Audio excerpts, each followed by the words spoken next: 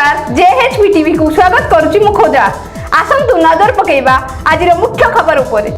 Admit card न मिलवा जोगु नवोदय परीक्षा वंचित होती 7 जन छात्र छात्री। गंजाम जिला बेगुनियापड़ा ब्लॉक सुमंडल रवि घोष विद्यापीठ उच्च प्राथमिक विद्यालय में व्यतिक्रम देखा मिली।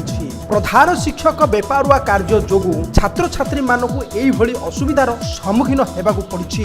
घटनार प्रकाश जे पंचम श्रेणी छात्र छात्री परेश साहू, लक्ष्मी गौड़, मिलन कुमार गौड़, मुकेश पांडी, सुप्रभा बारिक, चिन्मय प्रधान, स्नेहलता साहू सुमंडल रवि घोष विद्यापीठ उच्च प्राथमिक विद्यालय अध्ययन करती हेले भल पाठ पढ़ुवा जोगु नवोदय परीक्षा देवा बेस आग्रही थिले एवं प्रधान शिक्षक परामर्श न करी नवोदय परीक्षा देवा ऑनलाइन आवेदन करने को प्रधान शिक्षक 50 टंका लेखाई नहीं। तेबे विद्यालय कंप्यूटर खराब थिबारु प्रधान शिक्षक अन्य केउठी आवेदन न करी परीक्षा दिनक पूर्व छात्र छात्री मानकु निराश करथिले। तेबे प्रधान शिक्षक दायित्वहीनता और अपारगता जोगु मेधावी छात्र छात्री माने नवोदय परीक्षा देवारु वंचित हेबा घटना अभिभावक और बुद्धिजीवी महल रे तीव्र असंतोष प्रकाश पाइछि। एही भली दायित्वहीनता शिक्षक विरुद्ध रे जिला शिक्षा अधिकारी तुरंत आईनगत और विभागीय कार्यानुष्ठान नेबाकु पत्र माध्यम रे दाबी पत्र अभिभावक माने जणाइछन्ति। कोदलारु कृष्णचंद्र पोलाई रिपोर्ट जेएचबी टीवी।